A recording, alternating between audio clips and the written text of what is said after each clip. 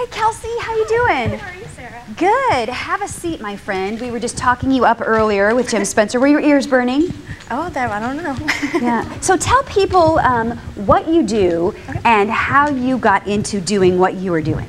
Okay, well, the company that I co-run is called Digital Talent Agents, and like he said, we help individuals and companies build their credibility through thought leadership and content marketing. So the very specific service that we provide is getting our clients published online with bylined articles coming from them that really help establish them as thought leaders within their industry and help them reach their target market through educational pieces online. Okay. And this is a business, there is a fee. Yes. So tell me how that works. Yeah, so all of our clients operate on a monthly package with us. So, you know, they range in price, but with that monthly package, the clients get everything from their account service time with their talent agent to the content creation and editing and then publishing, and then also the work that we do after the article has been published. So we really you know, pride ourselves in being able to provide really high quality content to publications from expert authors. So it's people that are actually doing the things in the industry that they're writing about, and then helping our clients leverage that after it's been published. Okay. Talk a little bit perhaps about author rank and why in the future, as far as personal branding and the real estate on Google search, why is it important to have created that content? Absolutely. So something someone was speaking to me really recently about is they said, you know, I don't understand why Google Plus is important at all. You know, obviously they didn't know about Hangouts. They'd obviously never spoken with you. Yeah. But they didn't understand the importance of Google Plus at all. And we were trying to explain to them that for search rankings, Google Plus is extremely important. And if you think about it, it's fairly obvious. Google controls the search rankings and Google controls Google+, so it makes sense that those two would go hand in hand.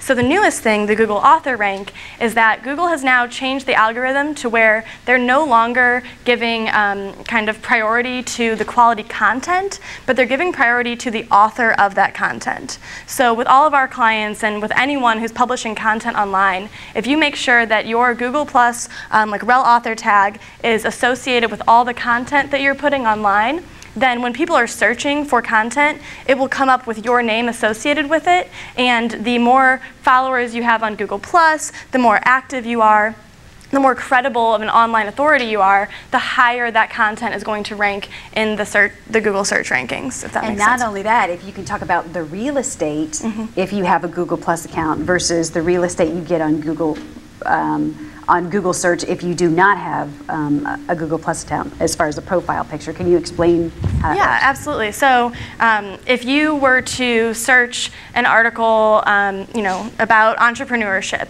and if I wrote one and I did not have a Google+ account, and Sarah wrote one and she has a Google+ account and has one of the top number of people that have put her in her circles, hers is going to show up first, and it's going to have underneath the article, it's going to have an image of her, and it's going to link back to her Google+ profile. So it's really making that engagement with the author of the content that is just, I mean, that's building your network. So when we're talking to our clients about the value of getting published online and the value about all of these things that we're doing with them, it's not so much just, you know, you got to get on a publication that has 1 million unique visitors a month, but it's how is this going to help build your network, and how are people going to be able to actively engage with you once they've liked the content that you've written. And click-through rates, I would assume, are bigger too if you have a larger profile. What about the digital gap? There are some people maybe in this audience who have struggle when it comes to things digital and the digital divide.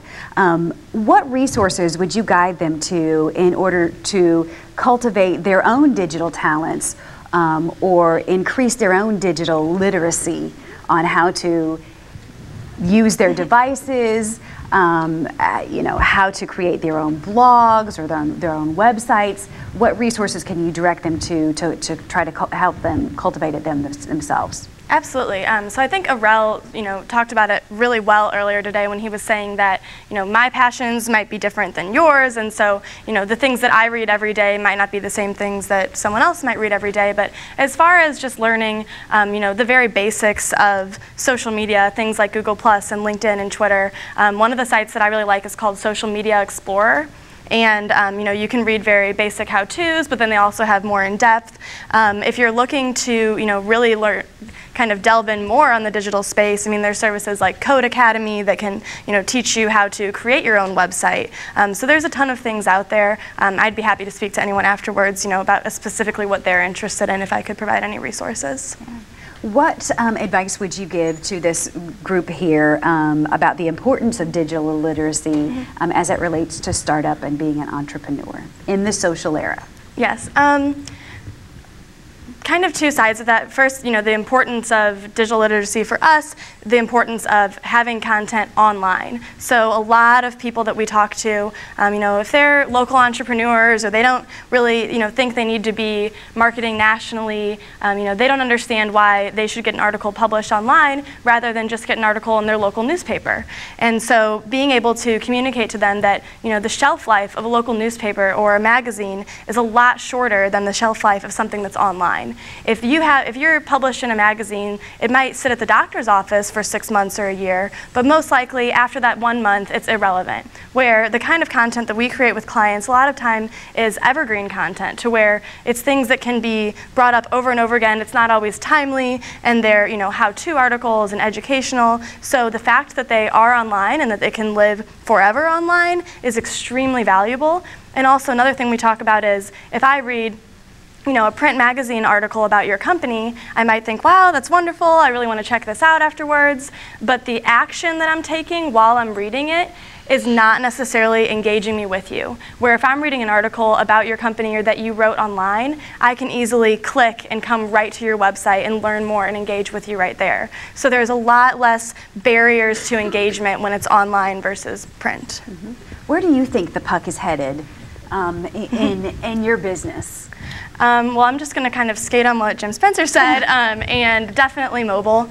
You know, every publication that we work with, you know, we look to see what the articles look like once they're published on the mobile site. And it's really interesting that some of the smaller niche sites are doing a lot better at mobile than even the Mashable and the TechCrunches are. So it's interesting to see, you know, the sites that might have started more recently are able to adapt to mobile a lot more quickly. And then also, absolutely video. And that's something that we've been struggling with a lot, is trying to figure out, you know, we don't have the amazing, you know, kind of broadcast suite that Newsy has. So if we want to get our clients, you know, having video content out there, what can we do? What resources are out there so that they can create their own video content that looks high quality, that is going to, you know, just be one more piece of content. So Google Hangouts is something that we've been experimenting with, and definitely I think, you know, in the next year that's the direction that we want to start understanding more and being better at. Certainly online video too, and with the ability now in that online video to embed links in it, that fascinates the heck out of me. I really think that's going to be interesting to watch. Kelsey Meyer, are there any questions out there? Kelsey from Digital Talent Agents. What do you see as the most crucial talent out there in the digital world or in the social world? Well, I was just speaking actually to Matt Hunt, who spoke earlier today, about how there seems to be a negative unemployment rate for developer talent. So if you can code in Ruby on Rails or PHP or Django, I mean, if I was going back to school, I'm not good at that at all. It's not the skill set I could ever develop, but I would encourage anyone who is interested in that to either go to school for computer science or teach yourself to code. And like I said, Code Academy, there's a bunch of other things that other people know a lot more about than I do, but it's amazing, I think, how many opportunities there are for people who know how to code. Excellent. Alrighty. Yeah, coming up. Could you explain to people how you get started? I know y'all did some work for me, and it was very beneficial and got me published, and so could you just kind of walk through that? I mean, do we just come find you at the Museo? How would a professional who's looking to get published get started with y'all? Yeah, so really what we do is when we start working with a client, we try to understand their strategy and what their goals are. So if a client comes to us and says, I really just want to drive a ton of traffic to my site, and I know that my conversion rate on my site is 20%, so if you send, 1 million people to my site, that's wonderful. We'll tell them they probably shouldn't work with us because they should probably do a pay-per-click ad or something like that. So we try to really understand their goals, and if their goal is building long-term brand awareness and building their credibility and engaging with their audience online, then how we start is identifying what are you passionate about and what would you like to write about and who are the target audiences that you want to reach. And once we've identified those things, then we have a content team that can go and, in our conversations with these publications, determine how does your expertise and what you know how to write on, how does that pair up with what the publications are looking for. So that's really, I'd say, what our greatest expertise is and what we're always challenging ourselves to do better at is really understanding the publications. So Randy, like when you were working with us, we knew that you wanted to reach other entrepreneurs and that you wanted to be known as a successful serial entrepreneur. So we started having you write articles about your entrepreneurial experiences and publishing them to sites like Under 30 CEO and Young Entrepreneur, so that you could mentor and really get the word out to other young entrepreneurs. So we have a long process where we ask you questions and write the content from there, but really it's understanding what someone's goals are and how they can get published online to help them reach those goals. Kelsey Meyer, what's your website? About your website again. It's digitaltalentagents.com. Easy to remember, yeah. I've got a question for you. Kelsey, you had an amazing college experience, and I want you to debunk a myth for me. Yes. Because there's a myth amongst your peer group that you have to grow up before you can do something, that you have to get out into the world and get experience before anybody will think that you're matter, that you're relevant, and you didn't do that. You basically said, no, I'm going to start Startup Weekend in Columbia, and I'm going to. You really are an inspiration to your peer group, and so I would love for you to share just your thoughts, your advice that you can give, because really. You said, no, I'm going to go out and I'm going to create my path, and I'm not going to wait till I'm 44 to do that. 22 suits me fine, and I'm going to go now, and I'm going to create a great company. I'm going to add 48 jobs to the local economy in less than a year. That's awesome. So can you just tell us a little bit about you? Sure. Well, I really appreciate that. And I mean, when you spoke about these two young women that are here at age 14 and 11, I mean, that is amazing. And that's the thing that, like, my dad would have let me skip school to come here, and you should, and that's amazing. And really, I mean, I went to the University of Missouri, and I was really fortunate freshman year to get involved in the Entrepreneurship Alliance. If you're a student at MU and you do not know about the Entrepreneurship Alliance, come up and talk to me afterwards, because I will convert you into signing up for it. It's the most amazing thing on campus. So Greg Beer is the professor that's the director of that, and I'm sure they have things that are very similar at Columbia College or Stevens. I went out and found the organizations on campus that were going to provide me with the skills that I would need to start my own company. I was like you girls, 11 and 12, and I was selling pillows and dog collars, and my neighbors probably hated me because I was trying to sell them something new every week, but I always knew that, business was something that interested me, and how to talk to people and sell things to people was something I was really passionate about. So it was just a natural progression when I came to Mizzou that I wanted to get involved with those things. I was really fortunate, also freshman year, to get paired up with an amazing mentor. I don't know if Lyle Johnson is still here, but through the Cornell Leadership Program, I was paired up with a mentor. So that's another thing, that if you are a student, or even if you're out of school in your company, getting a mentor is probably the best thing that ever happened to me, because Lyle was able to introduce me to people in Columbia like Brent Beshore and Suzanne Byland, people from Adventures that really saw something in me and believed in me, so that when I graduated, they said, if you can make the League of Innovators work, you can run it. Here's this idea for DTA. If you can make it happen, you can run it. And I think that a lot of people don't realize that if you are confident and if you just keep pushing forward, people will give you those opportunities, and you just need to make the most of them. So, I mean, I've been really lucky because Columbia is such an amazing community that has supported me, but I really think that anyone can do the same if you just look for those opportunities and look for those people who can be really supportive. Well said. Yeah, come on. We have a couple of questions questions from different streams. So one of the questions that we get asked a lot, myself personally, and as is asked of you, is how do you get experience in something that everybody thinks you need experience in to do? So when you're switching to that thing that you don't have experience in, how do you make that work? You just start.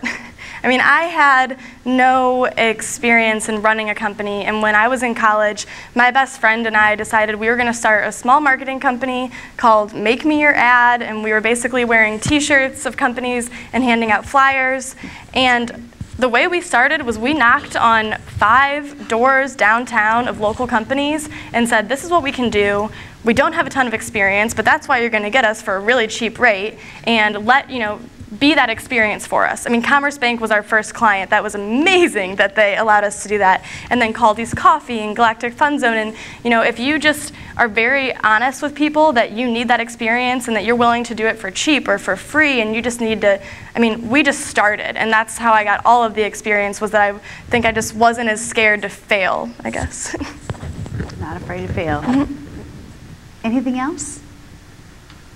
Great. Kelsey, congratulations on your success. That's such a young age. So appreciate you joining us as far as your time, and thanks for being here today. Thank you so much. It's been awesome.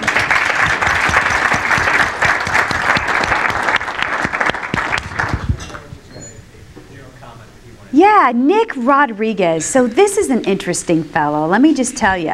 How old are you, Nick? 22. 22. Okay, take a good look, because in a few years you're going to see him doing some really interesting things in the music business. I've been watching him since he was breakdancing as a Rockbridge Elementary kid when he was little young. He founded a group called Poetry in Motion. You guys may have heard that when he was a youngster, and is now doing some really fascinating things in the music industry with music video and creating his own content and being a purveyor of his own social brand. So my apologies for hijacking your question. You're fine. But Nicholas Rodriguez. I just want to say thank you first to Sarah Hill and everybody else who made this possible, and to all you out there. So if you give yourself a round of applause before I even start this. But I wanted to say the main theme that I saw throughout all these presentations is failure is part of progression. So when you fail, don't see it as so much I'm not succeeding, but rather it's a step towards success. And I have another quote I live by that I made up. It's like, with no resistance, there's no gain. So every time you feel like something's setting you back, just look at it as a closer step to succeeding. So every time you feel like something's pushing you back, it's like lifting weights. It's going to hurt and you're going to feel like you can't do it, but it's going to be rebuilding as you're going. So you can always look at it that way, rather than, oh, I'm not going towards my goal. You're moving. So just know that when something's pushing you back, you're moving towards the right direction. And if it's easy, it's probably not worth it. So I just want everybody to know that. And like she was saying, I have a music video called Columbia Stand Up, basically bringing everybody together who's doing something in the community, local business owners. He's got the hoodie on right here. So yeah, we're doing a local tour, and our next stop is February 9th at George's Pizza and Steak off Clark Lane. I think it's off Clark. It's Lake of the Woods. It's further down Clark Lane. We have a show February 5th also at Mojo's. If you have any questions, let me know. I would love to network with anybody in here, and I'm very proud of everybody in here who's out here sharing their story and information, everything they know. So thank you. And on that note, Columbia Stand Up, right? Yeah, as far as startups and entrepreneurs, I really encourage you to check out his video. It has a neat message on what is unique about the startup paradise, that we have here, a gem for entrepreneurs. So Nicholas Rodriguez, thanks a lot. Thank you.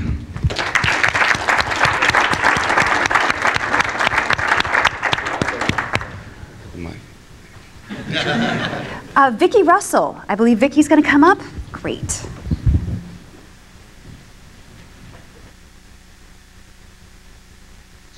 A little bit more business to take care of before we leave this afternoon, and the first important piece of business is to thank Sarah Hill for a great job today.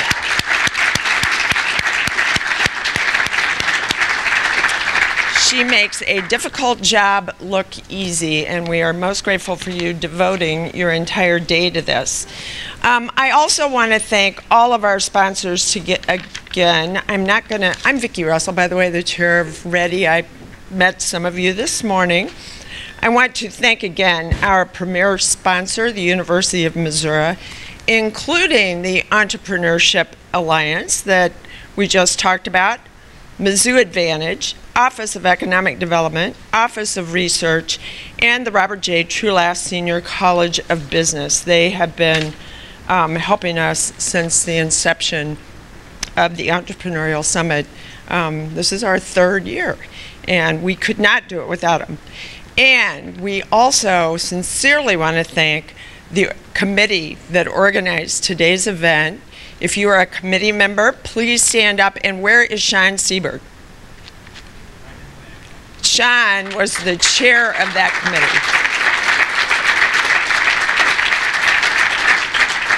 You did a great job this year. Thank you very much for doing that. I'm especially grateful because I was the past chair and I couldn't do that and chair the Ready Board too. So you've made some wonderful changes.